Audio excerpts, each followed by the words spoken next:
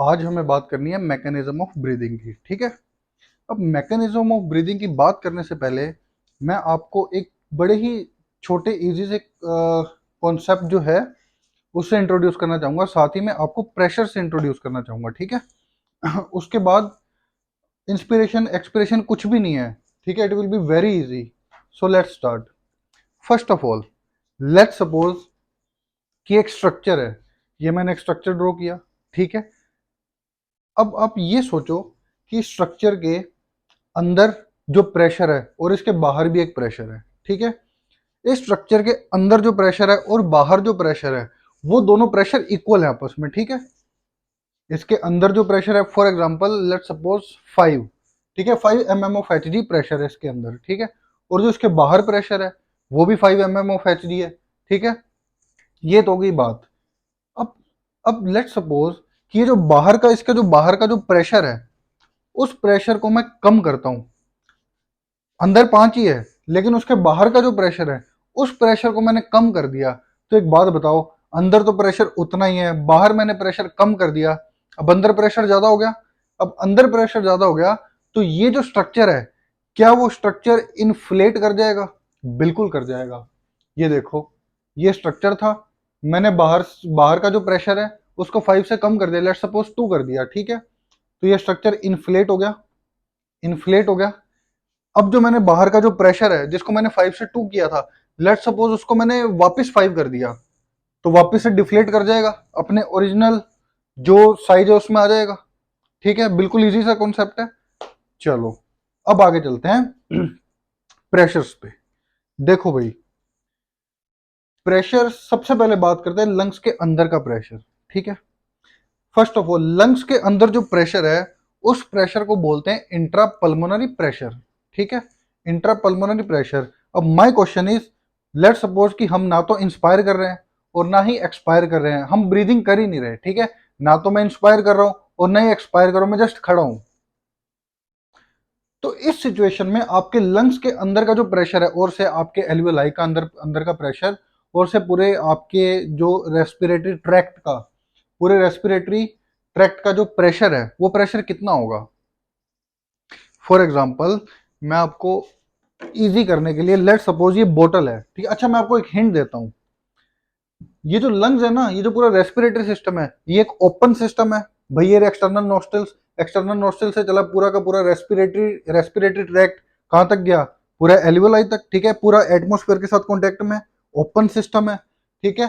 तो ये एक ओपन सिस्टम है। तो मैं आपसे पूछ रहा हूं, ना तो हम इंस्पायर कर रहे हैं ना हम एक्सपायर कर रहे हैं, तो उस कंडीशन में लंग्स के अंदर का और से एल्वियोलाई के अंदर का और से any part of your respiratory tract उसमें प्रेशर कितना होगा? अब देखो, ये एक बोतल है। ठीक है। ये बोतल है, ये एक ओपन सिस्टम है। ठीक है। ऑब्वियसली ये ना इंस्पायर कर रही है ना एक्सपायर कर रही है, ये एक ओपन सिस्टम है। तो मैं आपसे पूछ रहा हूं इस बोतल के अंदर प्रेशर कितना होगा? यार ऑब्वियस ही बात है, एटमॉस्फेरिक प्रेशर होगा। जो प्रेशर एटमॉस्फेयर में वही इसके अंदर होगा, दोनों कॉन्टेक्ट में। ठीक है। In the same way, in the same way आपके लंग्स के अंदर का जो प्रेशर है ना, आपके लंग्स के अंदर का जो प्रेशर है जिसको कि इंट्रापल्मोनरी प्रेशर नाम देते हैं, वो इंट्रापल्मोनरी प्रेशर इक्वल होगा एटमॉस्फेरिक प्रेशर के। ठीक है। एक बार मैं यहां पे लिख देता हूं, इंट्रापल्मोनरी प्रेशर, लंग्स के अंदर का प्रेशर, आईपी लिख रहा हूं। ठीक है, चलेगा? Intra pulmonary pressure. ठीक है। मैंने बोला ये इंट्रापल्मोनरी प्रेशर इक्वल होगा एटमॉस्फेरिक प्रेशर के, लेकिन ध्यान से सुनना, रेस्पिरेटरी सिस्टम में अभी भी और इन फ्यूचर भी कभी भी अगर पढ़ोगे, रेस्पिरेटरी सिस्टम में अभी तो चलो जो प्रेशर्स हैं वो प्रेशर्स का जो जो भी हम डिस्कशन करेंगे बहुत कम लेवल तक करेंगे। ठीक है। लेकिन जैसे जैसे ग्रेजुअली सब्जेक्ट में आप आगे जाओगे, है ना, इसमें डीपली इन्वॉल्व होगे, इसको डीपली पढ़ोगे, तो प्रेशर्स का इन्वॉल्वमेंट इस चैप्टर में बहुत है। ठीक है।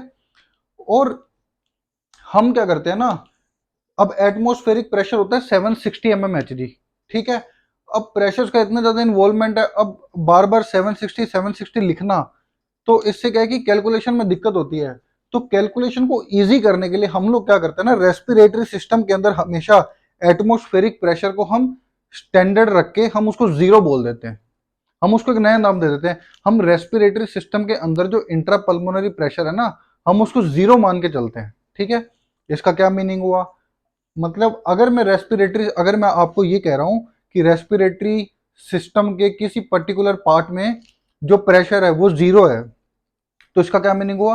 वो एक्चुअल में जीरो नहीं है। मेरे जीरो कहने का मीनिंग, अगर मैं कह रहा हूं कि प्रेशर जीरो है, इसका मतलब वो एटमॉस्फेरिक प्रेशर के इक्वल है, जो कि होता है 760 mm ऑफ एच, ठीक है।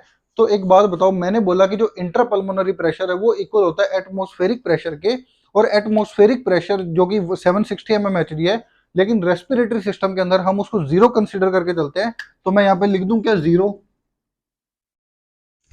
ये प्रेशर हुआ जीरो, ठीक है, क्लियर है। अब देखो,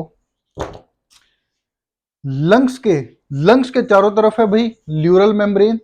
ल्यूरल मेम्ब्रेन की दो लेयर्स, इनर और आउटर, दोनों के बीच में एक स्पेस, ल्यूरल स्पेस, उसके बीच में एक फ्लूइड, ल्यूरल फ्लूइड, ठीक है। अब बात क्या है ना, देखो वैसे तो जो आपका जो थोरेसिक केज है, थोरेसिक चैम्बर है, वो पूरा का पूरा एक एयर टाइट चैम्बर है, ठीक है। इसमें बिल्कुल भी एयर नहीं होती, पूरा का पूरा एयर टाइट चैम्बर है। लंग्स के अंदर तो एयर है, लेकिन लंग्स के बाहर कहीं भी एयर नहीं होती। ये बिल्कुल एयर टाइट चैम्बर है। लेकिन लंग्स के बाहर एयर तो नहीं है, लेकिन लंग्स के ऊपर ये जो ल्यूरल मेम्ब्रेन है, उसके अंदर है ल्यूरल फ्लूइड। वो फ्लूइड एक्चुअली क्या है ना, वो फ्लूइड भी लंग्स के ऊपर कुछ प्रेशर लगाता है। वो फ्लूइड लंग्स के ऊपर प्रेशर लगाता है, और उस प्रेशर को बोलते हैं ल्यूरल प्रेशर या फिर इंट्राल्यूरल प्रेशर। मैं लिख देता हूं, मैं पीएल, चलो ठीक है पूरा ही लिख देते हैं, इंट्राल्यूरल प्रेशर।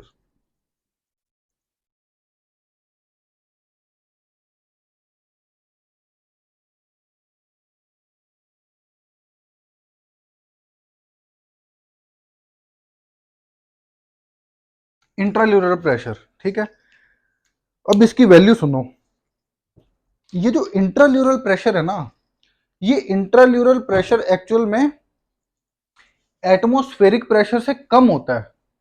भाई एक बात बताओ, मैंने आपको कहा था कि जो रेस्पिरेटरी सिस्टम है उसमें हम एटमॉस्फेरिक प्रेशर को जीरो बोल के चलते हैं। अगर मैं आपको कह रहा हूं कि रेस्पिरेटरी सिस्टम के पर्टिकुलर पार्ट में प्रेशर जो है वो जीरो है, तो इसका क्या मीनिंग हुआ? इसका मीनिंग हुआ, मैं आपसे कहना चाह रहा हूं कि उस पार्ट में जो प्रेशर है वो 760 mm ऑफ एच, वो एटमॉस्फेरिक प्रेशर है, ठीक है। लेकिन अगर मैं आपको ये बोलूं कि भाई पर्टिकुलर रेस्पिरेटरी सिस्टम के पर्टिकुलर पार्ट में जो प्रेशर है वो एटमॉस्फेरिक प्रेशर से कम है। अब एटमॉस्फेरिक प्रेशर को तो हमने जीरो मान लिया, अब उससे कम है, तो जीरो से कम क्या होता है? नेगेटिव। नेगेटिव। तो अगर मैं आपको ये बोल रहा हूं कि किसी पर्टिकुलर पार्ट में जो प्रेशर है वो नेगेटिव है, इसका क्या मीनिंग निकालोगे आप? क्या वो सच में नेगेटिव है? जी नहीं।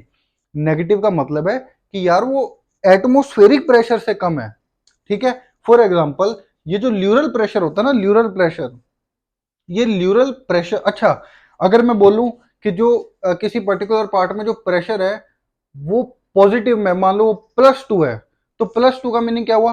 वो जीरो से बड़ा है, यानी कि एटमॉस्फेरिक प्रेशर से बड़ा है, ठीक है। तो रेस्पिरेटरी सिस्टम में प्लस माइनस जीरो का ये मीनिंग है, जीरो का मतलब एटमॉस्फेरिक प्रेशर, नेगेटिव का मतलब एक्चुअल नेगेटिव नहीं, इसका मतलब एटमॉस्फेरिक से प्रेशर से कम, क्योंकि एटमॉस्फेरिक को जीरो मान रहे हैं, तो उससे नीचे वाला बाय डिफॉल्ट नेगेटिव हो गया, ठीक है। और एटमॉस्फेरिक से ज्यादा वाला पॉजिटिव हो गया। अब मैंने बोला कि इंट्राल्यूरल प्रेशर, अब जो इंट्राल्यूरल प्रेशर है ना, वो एक्चुअली एटमॉस्फेरिक प्रेशर से 5 कम है। फॉर एग्जांपल, अगर एटमॉस्फेरिक प्रेशर 760 mm है ना, तो इंट्राल्यूरल प्रेशर जो है, इंट्राल्यूरल प्रेशर है 755, ठीक है। तो ये एटमॉस्फेरिक प्रेशर से 5 कम हो गया। एटमॉस्फेरिक को हमने जीरो बोला है, तो इसको मैं -5 बोल दूं, ठीक है। इंटरल्यूरल प्रेशर होता है -5, ये था जीरो। भाई लंग्स के अंदर प्रेशर जीरो, यानी कि एटमॉस्फेरिक प्रेशर। लंग्स के ऊपर लगने वाला, लंग्स के बाहर जो प्रेशर, वो एटमॉस्फेरिक प्रेशर से 5 कम, यानी कि -5, ठीक है। अब एक बात बताओ, मैंने आपको एक चीज दिखाई थी कि जब भी मान लो कोई स्ट्रक्चर है, उसके अंदर और बाहर का प्रेशर है, ठीक है। अगर उसके अगर उसके बाहर का प्रेशर उसके अंदर के प्रेशर से कम कर दें, तो वो स्ट्रक्चर इन्फ्लेट हो जाएगा। सही बात है। तो इसीलिए अब देखो, लंग्स के अंदर का जो प्रेशर है वो तो है जीरो, एटमॉस्फेरिक प्रेशर, लेकिन लंग्स के ऊपर लगने वाला, लंग्स के बाहर लगने वाला जो प्रेशर है, जो कि ल्यूरल फ्लूइड के कारण है, जो कि इंट्राल्यूरल प्रेशर है, इंट्राल्यूरल प्रेशर वो कम है, वो अंदर लगने वाले प्रेशर से 5 नंबर में 5 कम है, तो क्या लंग्स इन्फ्लेट कर जाएंगे? बिल्कुल यही होता है, यही होता है। लंग्स ह्यूमन बॉडी के अंदर अपने ओरिजिनल साइज के कंपैरिजन में थोड़ा सा लिटिल बिट एक्सपेंडेड या इन्फ्लेटेड रहते हैं। ये बहुत ही मतलब अच्छी चीज ये मैं आपको बता रहा हूं, ठीक है। EIPMT में इस पे एक लाइन भी आई हुई है, मैं आपको इसीलिए ये सब बता रहा हूं। और इसके बाद हम एनसीईआरटी रीड करेंगे, और एनसीईआरटी रीड करने में बहुत मजा आएगा, लाइन टू लाइन हम करेंगे। पहले प्रेशर्स को समझ लेते हैं, फिर उसके बाद पूरा का पूरा जो मैकेनिज्म ऑफ ब्रीदिंग है उसको हम एनसीईआरटी से देखेंगे, ठीक है। तो ये बात होगी, लंग्स रहते हैं, लंग्स अपने ओरिजिनल साइज से थोड़े से इन्फ्लेटेड रहते हैं ह्यूमन बॉडी में। क्यों? क्योंकि उसके अंदर लगने वाला जो प्रेशर है वो ज्यादा है, और जो बाहर लगने वाला प्रेशर है वो कम है। अंदर तो है एटमॉस्फेरिक प्रेशर, और फ्लूइड की वजह से जो प्रेशर लग रहा है वो एटमॉस्फेरिक प्रेशर से 5 कम है, ठीक है। अब मैं आपको इसका प्रूफ भी दे सकता हूं। कैसे? एक नीडल लाओ, एक नीडल लाओ, एक नीडल लाओ, और इसके अंदर इंसर्ट करो, इंसर्ट करो, ल्यूरल मेम्ब्रेन को पंक्चर कर दो। भाई जैसे ही आपने ल्यूरल मेम्ब्रेन को पंक्चर किया, तो वो अब ये ओपन सिस्टम बन गया। अब एयर को स्पेस मिल गया आने के लिए। अंदर बाहर है एटमॉस्फेरिक प्रेशर 0, अंदर है -5, यानी कि एटमॉस्फेरिक प्रेशर से 5 कम है। फटाफट एयर यहाँ पे रश करेगी। हाई प्रेशर, भाई एयर हाई प्रेशर से लो प्रेशर मूव करती है ना, तो एयर हाई प्रेशर से लो प्रेशर मूव की, ल्यूरल ल्यूरल स्पेस के अंदर मूव करेगी। अब जब ल्यूरल स्पेस के अंदर मूव करेगी, तो ल्यूरल स्पेस के अंदर जो प्रेशर है वो भी अब एटमॉस्फेरिक प्रेशर हो गया, ओपन सिस्टम बन गया। अब क्या होगा, इसके अंदर था प्रेशर एटमॉस्फेरिक, बाहर था 5 कम। अब क्या हो गया, अंदर भी बराबर बाहर भी बराबर। जैसे ही अंदर और बाहर ये वापस डिफ्लेट कर जाएगा, तो इसलिए अब आपका क्या होगा ना, अब लंग आपका डिफ्लेट कर जाएगा, लंग्स कोलैप्स कर जाएगा, लंग्स आपका लंग कोलैप्स कर जाएगा। जैसे ही आप इसको पंक्चर करोगे, एयर एंटर की, बाहर जो -5 था उसकी जगह 0 हो गया। अब बाहर भी एटमॉस्फेरिक प्रेशर, अंदर भी एटमॉस्फेरिक प्रेशर। पहले बाहर कम था, अंदर ज्यादा था, तो it was little expanded, little inflated. लेकिन वो जो बाहर का जो कम प्रेशर था उसको आपने डिमिनिश कर दिया, अब उसको भी इक्वल कर दिया, उसको बढ़ा दिया 5 से, तो लंग आपका कोलैप्स कर जाएगा। इसको बोलते हैं न्यूमोथोरेक्स, ठीक है।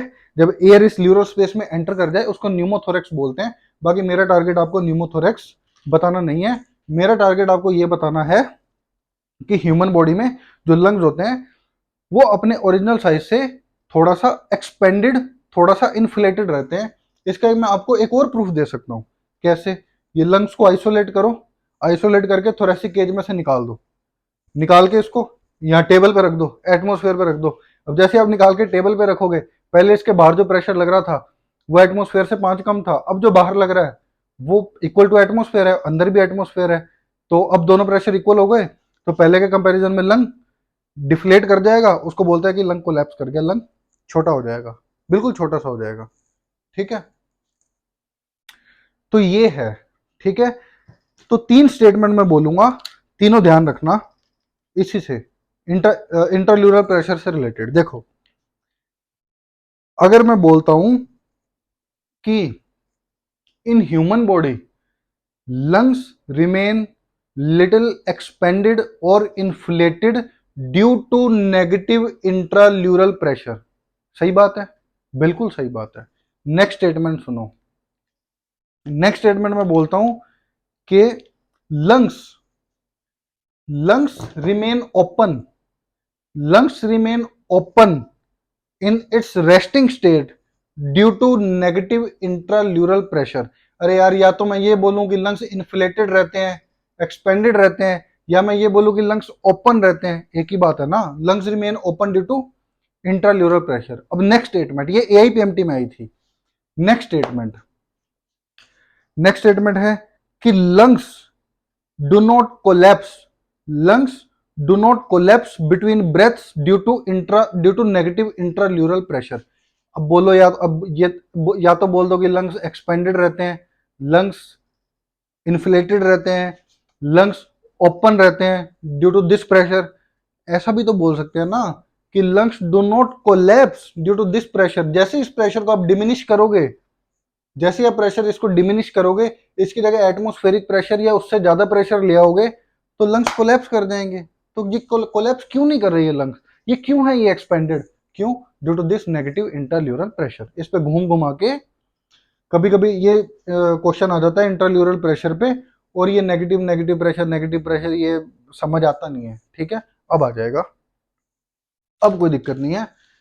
अब इंस्पिरेशन और एक्सपिरेशन स्टार्ट करते हैं। और इंस्पिरेशन, और वो जो मैंने 3 लाइन्स बोली ना, वो जो मैंने 3 लाइन्स बोली, वो 3 लाइन्स को आप प्लीज लिख लेना, नोट कर लेना, बेटर होगा एनसीईआरटी के अंदर ही कहीं मेंशन कर देना। ठीक है, नेक्स्ट। अब हम स्टार्ट करते हैं एक्चुअल हमारा मैकेनिज्म ऑफ ब्रीदिंग, क्योंकि हमने प्रेशर्स को समझ लिया, अब हमारे लिए बहुत ही आसान है। अब इंस्पिरेशन एक्सपिरेशन स्टार्ट करते हैं। चलो, लेट्स स्टार्ट विद इंस्पिरेशन।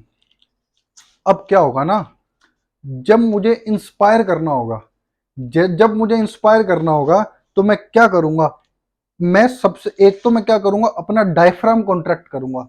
ये रहा मेरा डायफ्राम, इसके ऊपर बैठे हुए हैं लंग्स, मैं डायफ्राम को कॉन्ट्रैक्ट करूंगा। जब मैं डायफ्राम को कॉन्ट्रैक्ट करूंगा, ये डायफ्राम फ्लैट हो जाएगा, नीचे जाएगा, डिसेंड कर जाएगा, ये इस डायरेक्शन में मूव करेगा।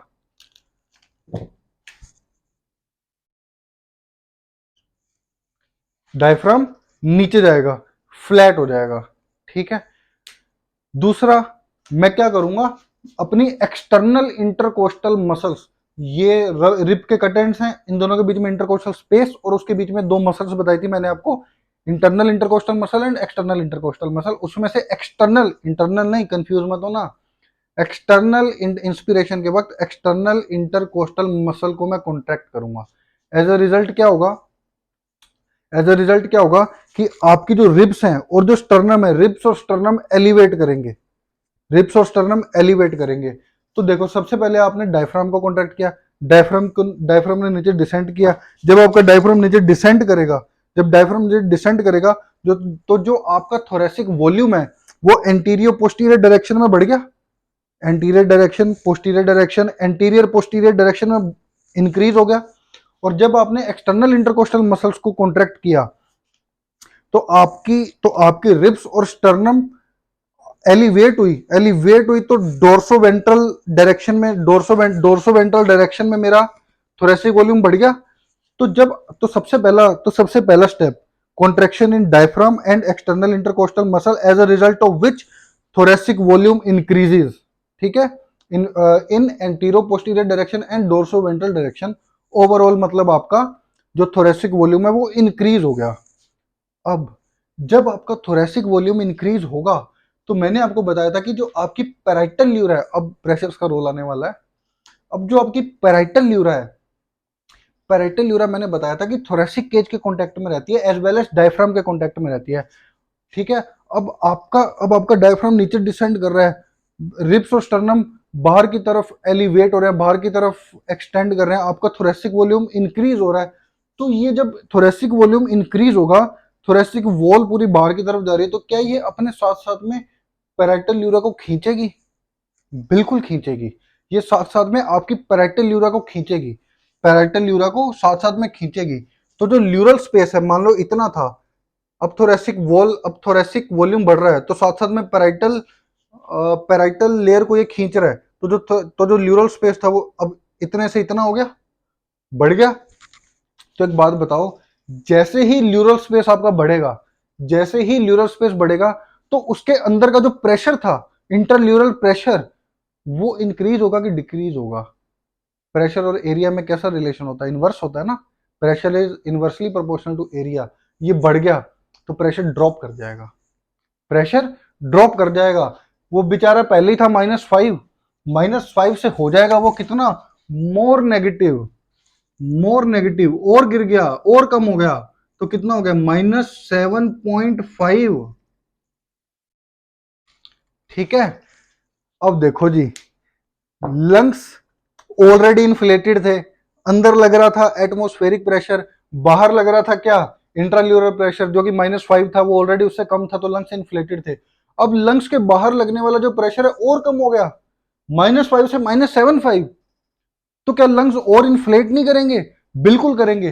तो एज अ रिजल्ट आपके लंग्स इन्फ्लेट कर जाएंगे, लंग्स इन्फ्लेट कर जाएंगे। अब जैसे ही लंग्स इन्फ्लेट करेंगे, सेम चीज, लंग्स के अंदर का प्रेशर भी ड्रॉप कर जाएगा। लंग्स के अंदर प्रेशर कितना था? 0। अब कितना हो जाएगा? ये -1, 0 से कम, -1। समझ गए? अब देखो प्रेशर कितना हो गया लंग्स में? -1। एटमॉस्फेयर में कितना है? एटमॉस्फेयर में कितना है? रेस्पिरेटरी सिस्टम की लैंग्वेज में बोले तो 0।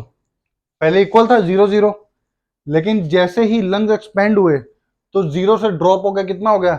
0 से नीचे चला गया, गिर गया, प्रेशर ड्रॉप होगा तो 0 से नीचे तो अब नेगेटिव ही है, अब उससे ठीक है, तो ये हो गया -1। अब यहां -1, ठीक है, यानी कि एटमॉस्फेरिक प्रेशर से एक कम और बाहर 0। एयर कहां से कहां मूव करती है? From area of high pressure to low pressure. बाहर हाई प्रेशर, अंदर लो प्रेशर। हो गया हमारा काम, बधाइयो। एयर बाहर से मूव कर जाएगी भाई साहब अंदर। ये हो गया आपका इंस्पिरेशन, ठीक है। वापिस से इट इज वर्थ रिपीटिंग। देखो सबसे पहले आपके डायफ्राम और एक्सटर्नल इंटरकोस्टल मसल में हुआ कॉन्ट्रैक्शन, एज अ रिजल्ट आपका थोरेसिक वॉल्यूम इंक्रीज हुआ, साथ में लेके गया पैराइटल ल्यूरा को। तो जो इंट्राल्यूरल प्रेशर था, जो कि इंट्राल्यूरल प्रेशर था, वो हो गया मोर नेगेटिव। मोर नेगेटिव हो गया तो जो लंग्स हैं वो इन्फ्लेट कर गए। इन्फ्लेट कर गए तो उनके अंदर का प्रेशर भी ड्रॉप हो गया। उसके अंदर था एटमॉस्फेरिक प्रेशर, ड्रॉप हो गए। एटमॉस्फेरिक से तो कम ही होगा, बाहर है एटमॉस्फेरिक। एयर मूव कर जाएगी from the area of high pressure to low pressure. हो गया इंस्पिरेशन। एक चीज और, मैंने आपको कहा था कि लंग्स में पावर ऑफ सेल्फ कॉन्ट्रैक्शन और सेल्फ एक्सपेंशन नहीं है, ठीक है, वो अपने आप नहीं कर सकते। लेकिन इसका थोरेसिक केज में एनाटॉमिकल सेटअप कुछ ऐसा है ना कि जब जब थोरेसिक वॉल्यूम इंक्रीज होगा, लंग का वॉल्यूम इंक्रीज होगा एंड वाइस वर्सा। तो वो एनाटॉमिकल सेटअप पता क्या था? वो एक्चुअली यही है, उसका रीजन है प्रेशर। देखो इनका एनाटॉमिकल सेटअप ऐसा है कि पैराइटल ल्यूरा चिपकी हुई है किससे? थोरेसिक वॉल से। तो जब आपकी थोरेसिक वॉल इंक्रीज होती है ना, लंग्स कभी भी खुद एक्सपेंड नहीं हो रहा, थोरेसिक वॉल एक्सपेंड हो रही है, उसके पास मसल्स एंड जॉइंट्स हैं, वो एक्सपेंड हुई तो अपने साथ लेगी पैराइटल ल्यूरा को। एज अ रिजल्ट लंग्स के ऊपर लगने वाला जो प्रेशर था, जो सिलोमिक प्रेशर, फ्लूइडिक प्रेशर था, वो प्रेशर कम हो गया, इसलिए लंग्स से एक्सपेंड हुए हैं। समझ गए? एयर के प्रेशर के कारण एक्सपेंड हुए हैं। तो ये है, ये हो गया इंस्पिरेशन। अब बात कर लेते हैं एक्सपिरेशन की भी। उसके बाद अगर चाहो चाहो क्या, अगर मतलब लिख ही लेंगे, ठीक है, जो जो मैंने भी बोला उसको स्टेप बाय स्टेप एक बार लिख लेंगे, फिर हम एनसीईआरटी से रीड करेंगे, ठीक है। चलो अब चलते हैं एक्सपिरेशन पे। एयर अंदर एंटर कर गई, ठीक है, इंटरल्यूरल प्रेशर हो गया था मोर नेगेटिव, -5 से -7.5, ठीक है। देखो फटाफट, हाँ भाई, external intercostal muscle and diaphragm contract हुए, थोरेसिक वॉल्यूम इंक्रीज हुआ, पैराइटल ल्यूरा को साथ लेके गया, इंटरल्यूरल प्रेशर ड्रॉप हुआ। इंटरल्यूरल प्रेशर ड्रॉप हुआ तो लंग्स एक्सपेंड हुए, लंग्स एक्सपेंड हुए, प्रेशर ड्रॉप हुआ, एयर हाइयर प्रेशर से लोअर प्रेशर मूव कर गई। अब जो आपकी मसल्स कॉन्ट्रैक्टेड थी, डायफ्राम, अच्छा एक सेकंड, अच्छा चलो छोड़ो। हाँ, जो आपके जो मसल्स कॉन्ट्रैक्टेड थे, external intercostal muscle and diaphragm, अब वो दोनों रिलैक्स करेंगे। अब जैसे ही वो दोनों रिलैक्स करेंगे तो जो आपका थोरेसिक वॉल्यूम है वो वापस नीचे गिरेगा, थोरेसिक वॉल्यूम कम होगा, थोरेसिक वॉल्यूम गिरेगा। अब जैसे ही थोरेसिक वॉल्यूम गिरेगा तो पैराइटल ल्यूरा वापस से आ रही है पास पास, जैसे पैराइटल ल्यूरा आई तो इंट्राल्यूरल प्रेशर वापस से, अब वापस से कंपैरेटिवली इंक्रीज होगा। भाई पहले -5 से -7.5 हो गया था, अब थोरेसिक वॉल्यूम गिर रहा है, तो अब ये हो जाएगा, अब हो जाएगा कंपैरेटिवली लेस नेगेटिव। ये -7.5 से वापस हो जाएगा कितना? -5, ठीक है। जब ये -7.5 से -5 हो गया तो लंग्स के ऊपर अब जो प्रेशर लग रहा है अब वो कंपैरेटिवली बढ़ गया, ठीक है। तो एज अ रिजल्ट अब लंग्स क्या करेंगे? अब लंग्स क्या करेंगे? अब लंग्स डिफ्लेट कर जाएंगे, ठीक है। अब लंग्स क्या कर जाएंगे? डिफ्लेट। अब जैसे ही लंग्स डिफ्लेट किए तो लंग्स के अंदर का प्रेशर भी इंक्रीज, लंग्स के अंदर का प्रेशर भी इंक्रीज, -1 से हो जाएगा +1, -1 से हो जाएगा +1। और बाहर कितना है, zero. Zero. Air move from high area of high pressure to low pressure, अंदर प्रेशर ज्यादा, बाहर प्रेशर कम, एयर अंदर से कहाँ मूव करेगी, बाहर। हो गया आपका एक्सपीरेशन। ठीक है। थोरेसिक वॉल्यूम आपका इंक्रीज था। जैसे ही आपके एक्सटर्नल इंटरकोस्टल मसल और डायफ्राम रिलैक्स किया, आपका थोरेसिक वॉल्यूम गिरा। जैसे ही थोरेसिक वॉल्यूम गिरा, इंटरल्यूरल प्रेशर इंक्रीज हुआ। जैसे ही इंटरल्यूरल प्रेशर इंक्रीज हुआ, वापस से लंग्स डिफ्लेट मारे। जैसे ही लंग्स डिफ्लेट किए, लंग्स के अंदर का प्रेशर भी इंक्रीज हुआ। जैसे ही लंग्स के अंदर का प्रेशर इंक्रीज हुआ, वो हो गया +1, बाहर था जीरो, एयर मूव कर जाएगी अंदर से बाहर। ये हो गया आपका एक्सपिरेशन। अब एक चीज बताओ, जब हमने इंस्पिरेशन किया था, तो इंस्पिरेशन में हमने एक्सटर्नल इंटरकोस्टल मसल और डायफ्राम को कॉन्ट्रैक्ट किया था, ठीक है। तो उसमें मसल कॉन्ट्रैक्शन में ओब्वियसली एनर्जी खर्च होती है। तो इंस्पिरेशन एक एक्टिव प्रोसेस है। लेकिन याद करो, जब हमने एक्सपिरेशन किया, हमने किसी भी मसल में कॉन्ट्रैक्शन नहीं किया। बस जो ऑलरेडी कॉन्ट्रैक्टेड मसल थी ना, EICM और डायफ्राम, उसको रिलैक्स कर दिया, कोई एनर्जी खर्च नहीं हुई। तो expiration is a passive process. ठीक है। Inspiration is a active process, expiration is a passive process. ये हो गया। अब अब पहले जो अभी तक किया उसको लिख लेते हैं, और उसके बाद हम कर लेते हैं फोर्सफुल ब्रीदिंग। ठीक है, ये तो नॉर्मल ब्रीदिंग की बात कर रहे हैं हम। ठीक है, चलो।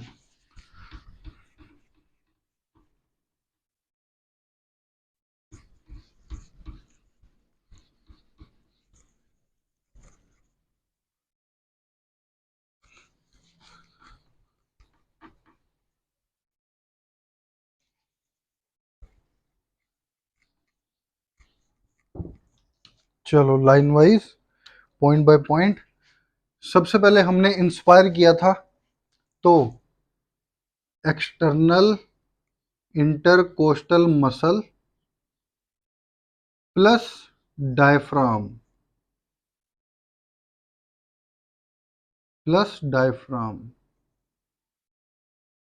क्या हुए थे, contract.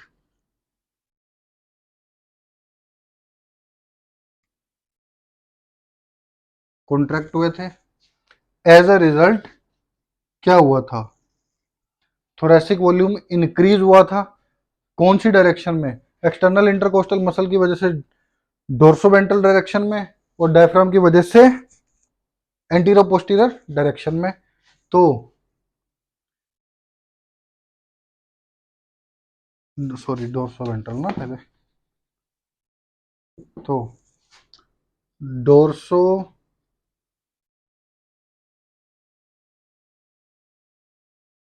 Ventral plus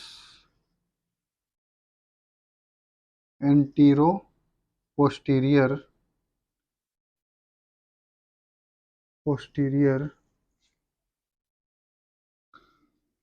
diameter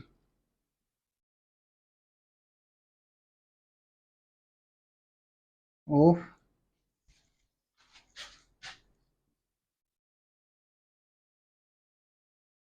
thoracic cage increase हो गए थे।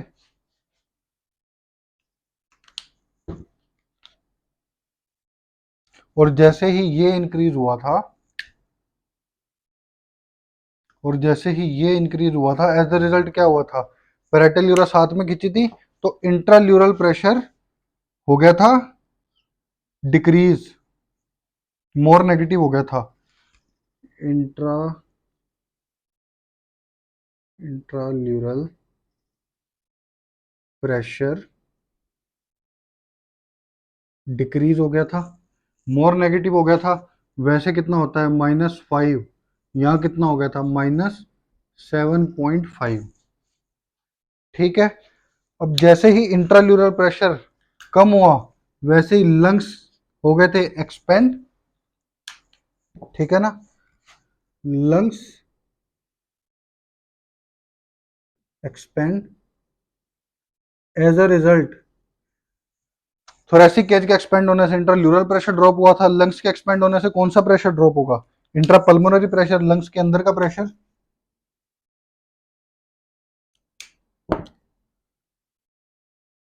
तो इंट्रा पल्मोनरी प्रेशर ड्रॉप कर गया। वैसे कितना होता है 0, कितना हो गया था -1, ठीक है ना। और एटमॉस्फेयर में कितना है 0, तो एयर मूव कर जाएगी अंदर from atmosphere to lungs.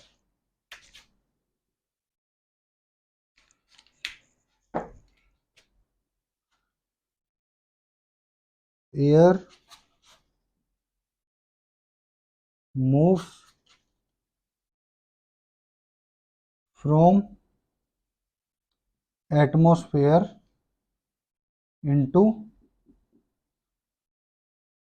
Lungs.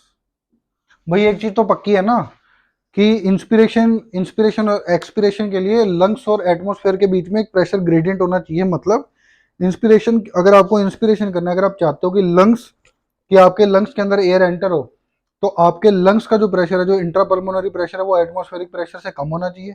Vice versa, अगर आपको एक्सपायर करना है, एयर को बाहर भेजना है, तो इंट्रापल्मोनरी प्रेशर ज्यादा होना चाहिए एटमॉस्फेरिक प्रेशर से, ठीक है। वो तो क्लियर है ही, ठीक है, इनटू लंग्स।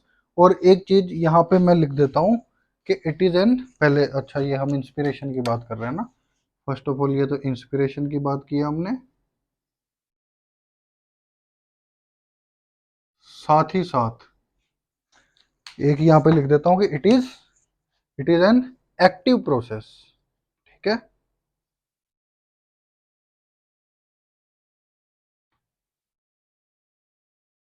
एक्टिव प्रोसेस है ये, होगा आपका एक्टिव प्रोसेस। क्लियर है, देख लो। फिर करते हैं अपन एक्सपिरेशन की बात, मतलब बात तो कर ही चुके, लिख लेते हैं बस। अब लिख लेना, इसका इसका उल्टा कर देना। यहाँ पे E C M and diaphragm contract है, वहां पे रिलैक्स कर देना। Dorsoventral and anterior posterior diameter of thoracic as increase हुआ था, वहां डिक्रीज हो जाएगा। इंट्रापल्मोनरी प्रेशर यहाँ डिक्रीज हुआ है, मोर नेगेटिव हुआ है, वहां पे इंक्रीज हो जाएगा। या -5 से -7.5 गया है, वहां पे वापस -5 हो जाएगा।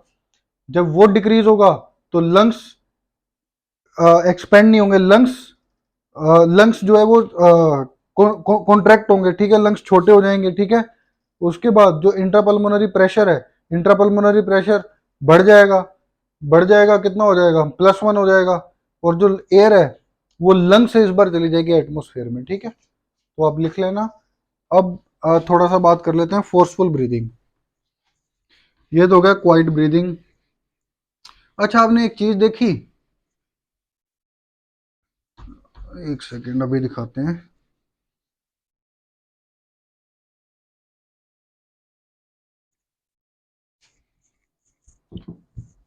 बड़े छोटे छोटे लेकिन बड़े कंफ्यूज करते हैं कुछ पॉइंट्स।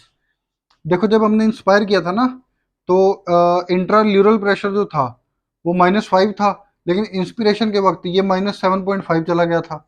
और जो इंट्रापल्मोनरी प्रेशर था, उसको रेड से लिख देता हूँ, जो इंट्रापल्मोनरी प्रेशर था वो था 0, इंस्पिरेशन के वक्त चला गया था -1। तभी तो एयर अंदर एंटर हुई थी, एटमोस्फेयर में 0 था, ठीक है। और बात करें एक्सपिरेशन की, तो एक्सपिरेशन के वक्त 7.5 से ये आ गया था वापिस से -5, जिसके कारण से लंग्स छोटे हुए। और और जो आपके आपके लंग्स जब छोटे हुए तो लंग्स के अंदर प्रेशर शूट अप कर गया। ये -5 से कहाँ चला गया था +1, ठीक है। ये हो गया था आपका, और फिर ये जो एयर है वो बाहर चली जाएगी। ये हो गया आपका एक्सपिरेशन। अब आप एक चीज देखो, सबसे पहले देखो intrapulmonary pressure. Intrapulmonary pressure inspiration और एक्सपिरेशन में, मतलब इंस्पिरेशन में तो नेगेटिव हो जाता है, एनसीईआरटी में लिखा हुआ है inspiration inspiration negative, intrapulmonary pressure, sorry, intrapulmonary pressure negative दिखाऊंगा एनसीईआरटी में। और एक्सपिरेशन के वक्त पॉजिटिव। इसको पॉजिटिव ना लिख के एनसीईआरटी ने ऐसे, इसको तो नेगेटिव लिखा है लेकिन इसको पॉजिटिव ना लिख के इसको लिखा है मोर देन एटमोस्फेरिक प्रेशर। अरे जब एटमोस्फेरिक प्रेशर को हम 0 कंसिडर करते हैं तो मोर देन पॉजिटिव बोलो एक ही बात है, ठीक है। तो ये नेगेटिव पॉजिटिव, लेकिन इंट्रापल्मोनरी प्रेशर, इंट्राल्यूरल प्रेशर को देखो। हाँ भाई, इंस्पिरेशन के वक्त -5 से -7.5, एक्सपिरेशन के वक्त -7.5 से -7.5 से -5, तो ये हमेशा नेगेटिव रहता है, ये हमेशा नेगेटिव रहता है। तो इसलिए आपको कहीं हो सकता है कहीं स्टेटमेंट मिल जाए, ऐसा बोल देते हैं कि ड्यूरिंग क्वाइट ब्रीदिंग और during normal breathing intrapulmonary pressure remains always negative. तो क्या गलत है इसमें? Yes, it remains always negative. तो ठीक है, बस एक ये स्टेटमेंट आपको क्लियर करनी थी। ये स्टेटमेंट क्लियर हो गई, कंफ्यूज मत हो ना। अब बात कर लेते हैं भाई फोर्सफुल ब्रीदिंग की। फोर्सफुल ब्रीदिंग, पहले क्या करें, फोर्सफुल इंस्पिरेशन की एक्सपिरेशन।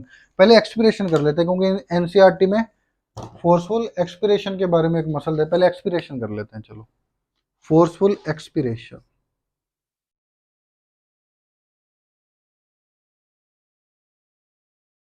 फोर्सफुल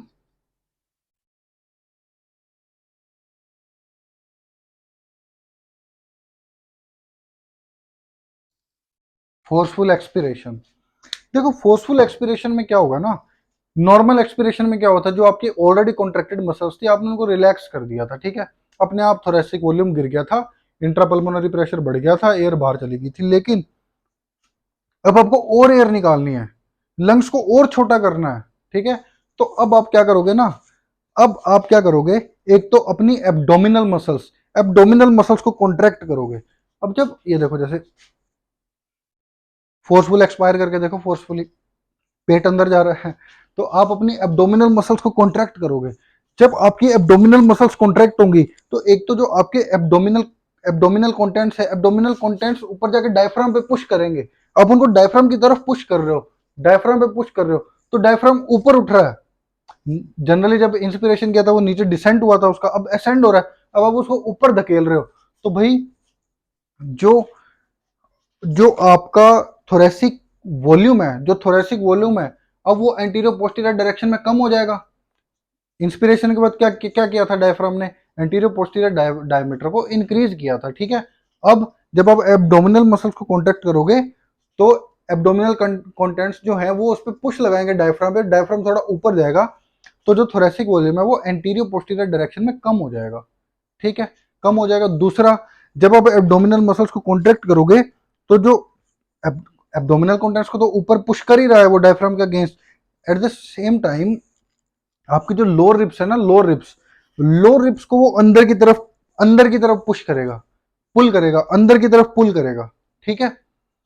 तो इससे क्या होगा, इससे जो आपका जो थोरेसिक वॉल्यूम है वो डोर्सो वेंट्रल डायरेक्शन में कम हो जाएगा, कम हो गया। At the same time abdominal muscle के साथ साथ आपकी एक और मसल कॉन्ट्रैक्ट करोगे आप, जिसका नाम है इंटरनल इंटरकोस्टल मसल। बताया था मैंने उसके बारे में। अब जब आप इंटरनल इंटरकोस्टल मसल को कॉन्ट्रैक्ट करोगे, तो इंटरनल इंटरकोस्टल का मैंने बताया था काम, कि एक्सटर्नल इंटरकोस्टल मसल के जस्ट अपोजिट है, इसलिए उनके फाइबर्स की डायरेक्शन भी अपोजिट होती है, ठीक है। तो एक्सटर्नल इंटरकोस्टल ने क्या किया था भाई, रिप्स और स्टर्नम को एलिवेट किया था, ये एलिवेट नहीं, डिप्रेस कर देगी, ठीक है। तो डोर्सोवेंट्रल डायरेक्शन में थोरेसिक वॉल्यूम को कम कर देगी, इतना सा है। तो जब तो आप फोर्सफुली एक्सपायर कर पाओगे, तो बस आपको दो मसल्स का नाम याद रखना है। फोर्सफुल एक्सपिरेशन में आप क्या करोगे, कौन सी मसल्स कॉन्ट्रैक्ट करोगे, बस इतना सही आपको याद रखना है। एक तो हो गई आपकी एब्डोमिनल मसल,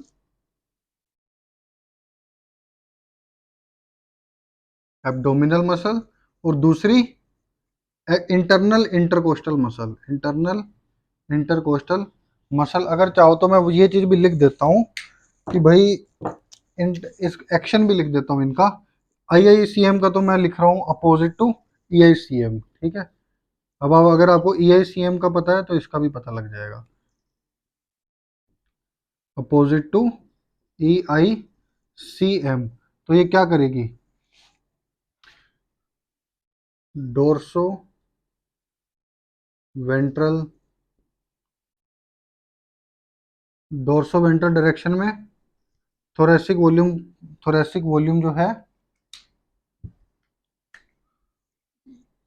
कम कर देगी, ठीक है।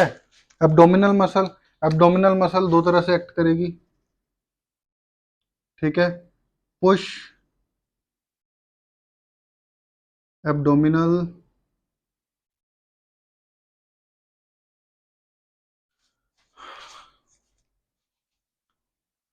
Push abdominal contents against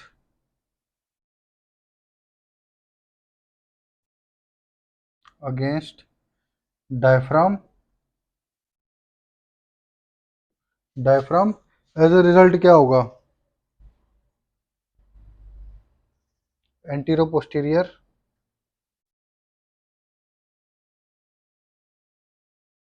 posterior diameter कम हो जाएगा। कर देते हैं कम। हो गया भाई कम। अब दूसरा काम मैंने बताया था, pull lower ribs inward. As a result क्या हो जाएगा? वही डोर्सो वेंट्रल डायमीटर कम हो जाएगा। तो इंस्पिरेशन के वक्त हमने डोर्सो वेंट्रल और एंटीरो पोस्टीरियर डायमीटर को इंक्रीज किया था, ठीक है, और इसमें हम कम कर देंगे, ठीक है, ये हो गया। अब बात कर लेते हैं फोर्सफुल इंस्पिरेशन की, ठीक है, फोर्सफुल इंस्पिरेशन।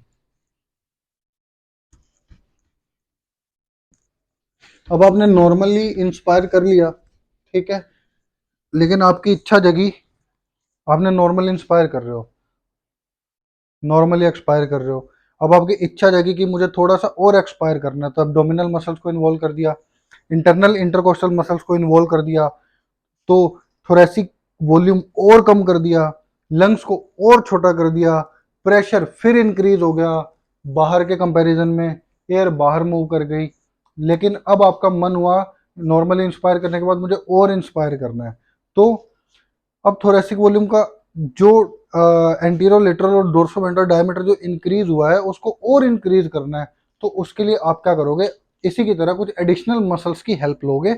अच्छा, जो फोर्सफुल एक्सपीरेशन है उसमें आप मसल्स को कॉन्ट्रैक्ट कर रहे हो, एब्डोमिनल एंड आईआईसीएम, तो नॉर्मल एक्सपीरेशन एक पैसिव प्रोसेस था, मसल्स को रिलैक्स किया था, लेकिन इसमें आप कॉन्ट्रैक्ट कर रहे हो, तो ये फोर्सफुल एक्सपीरेशन एक एक्टिव प्रोसेस है, ये मत भूलना, ये एक एक्टिव प्रोसेस है,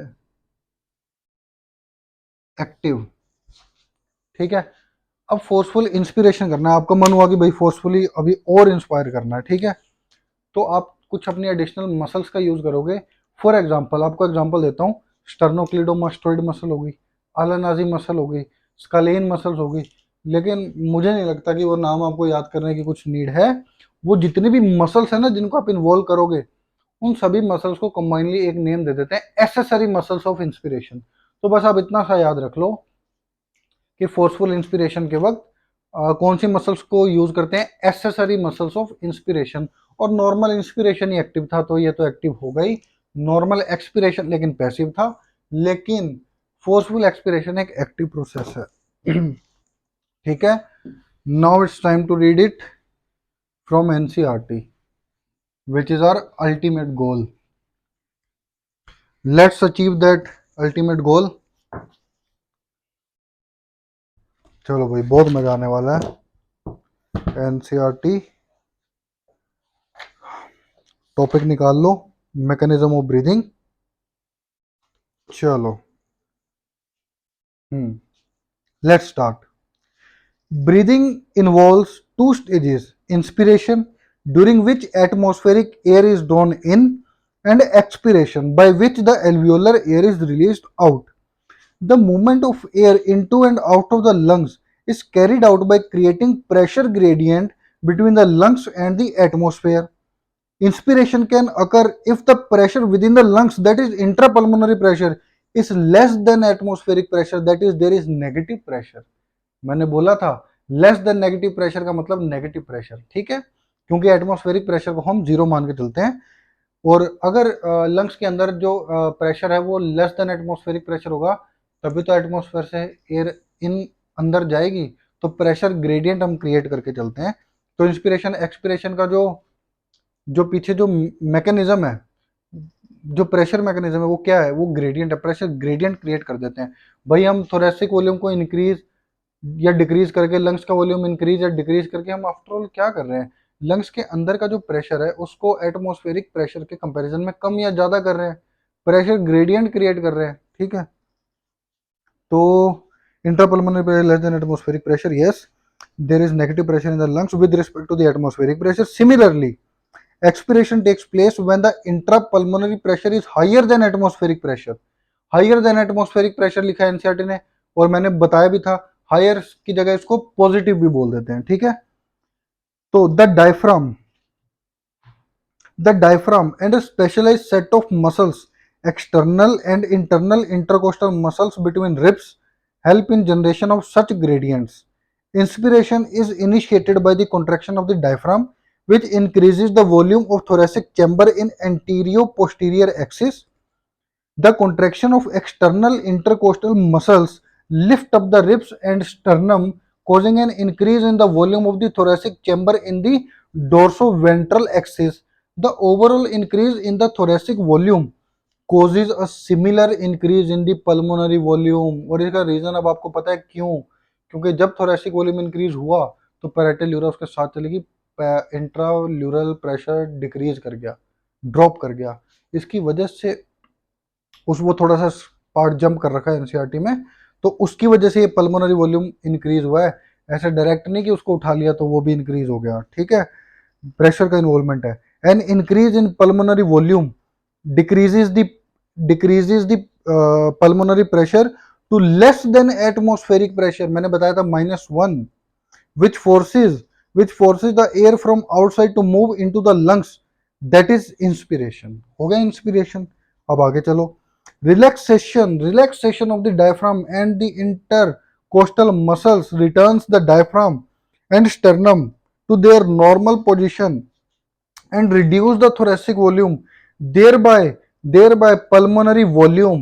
जब वो डिक्रीज होगा तो इंट्राल्यूरल प्रेशर लंग्स के ऊपर इंक्रीज होगा, तो इसके साथ में ही पल्मोनरी, तो लंग्स का वॉल्यूम भी, पल्मोनरी वॉल्यूम भी डिक्रीज हो जाएगा, लंग्स छोटे हो जाएंगे, बताया था। This leads to an increase in pulmonary pressure to slightly above the atmospheric pressure +1। मैंने बताया था above the atmospheric pressure, causing the expulsion of air from the lungs, that is expiration। ठीक है। इसके बाद एनसीईआरटी लिखती है, we have the ability to increase the strength of inspiration। Yes, we do have, by the help of accessory muscles of inspiration and expiration with the help of additional muscles in the abdomen। मैंने बोल ही दिया था abdominal muscles on an average। चलो breathing rate की बात आ गई, spirometer की बात आ गई, वो हम देखेंगे। और रेस्पिरेटरी वॉल्यूम्स एंड कैपेसिटी जो जस्ट नेक्स्ट टॉपिक है, अब वो इसके बाद वही लेंगे, उसमें हम देखेंगे, ठीक है।